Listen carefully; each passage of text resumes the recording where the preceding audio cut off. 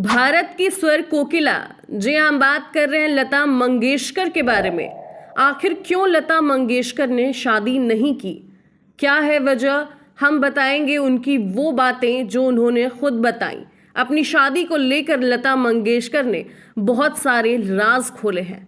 स्वरों की मल्लिका और भारत रत्न से सम्मानित लता मंगेशकर ने उन्होंने इंटरव्यू दिया था। अपने मरने से पहले उन्होंने दुनिया को अलविदा कहने से पहले अपनी शादी की जो राज है उसके बारे में लोगों से रूबरू होते हुए कहा। लता मंगेशकर 8 जनवरी को कोरोना वायरस से संक्रमित हो गई थी, जिसके कारण से ही उनकी स्थिति ठीक नहीं थी और 92 साल की लता मंगेशकर को कोरोना के साथ निमोनिया भी हुआ था, जिसके चलते वह मुंबई के ब्रिच कैंडी अस्पताल में भर्ती थी। यहां उन्हें आईसीयू में भी रखा गया था। फैंस भी उनके लिए काफी दुआ मांग रहे थे, लेकिन वह हर किसी को रोता बिलखता हुआ छोड़कर चली गई। आपको बता दें, लता मंगेशकर का जन्म 28 सितंबर 1929 को इंदौर में हुआ था। वह एक मध्यवर्गीय मराठा परिवार से ताल्लुक रखती हैं और उन्होंने बचपन में हेमा नाम से पुकारा जाता था।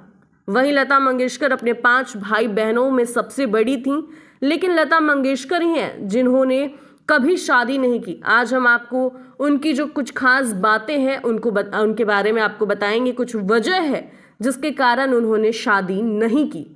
लता मंगेशकर के पिता दीनानाथ मंगेशकर रंगमंच कलाकार और संगीतकार थे और अपने पिता को देखकर ही लता मंगेशकर भी संगीत से अपना नाता जोड़ पाई थी।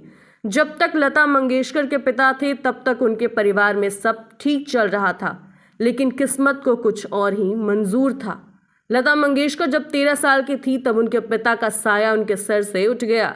वहीं पिता के बाद वही थी जो घर में सबसे बड़ी थी और इसी वजह से वे सारी जिम्मेदारी लता मंगेशकर के छोटे कंधों पर आ खड़ी हुई थी। एक इंटरव्यू में लता मंगेशकर ने बताया था कि जब वह 13 साल की थी तब उनके पिता का निधन हो गया था। ऐसे में घर के सभी सदस्यों की जिम्मेदारियां उन पर आ गईं। वह अपने भाई बहन में सबसे बड़ी थी, इसी वजह से वह कम उम्र में कमाने लगी थी।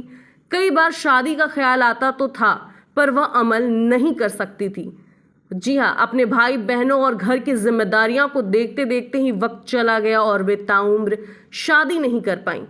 लता मंगेशकर भारत की शान है, लेकिन एक ऐसा समय भी था जब उन्हें अपनी आवाज की वजह से ही रिजेक्शन झेलना पड़ा था। उन्हें पतली आवाज की वजह से फिल्मों से बाहर निकाला गया था, लेकिन कड़ी मेहनत के दम पर उन्होंने दुनिया में अपना नाम बनाया था। आपको बता दें, लता मंगेशकर ने 30,000 से ज्यादा गाना गाए हैं। वह भारत के 3 सर्वोच्च नागरिक सम्मान भारत रत्न, पद्म विभूषण और पद्म विभूषण जैसे सहित 3 राष्ट्रीय और 4 फिल्म फेयर पुरस्कारों से नवाजी जा चुकी हैं। तो आपका क्या कहना है भारत की नाइटिंगेल के बारे में? अगर आप उनसे प्यार करते हैं तो कमेंट सेक्शन में हमारे साथ अपनी राय जरूर शेयर करें।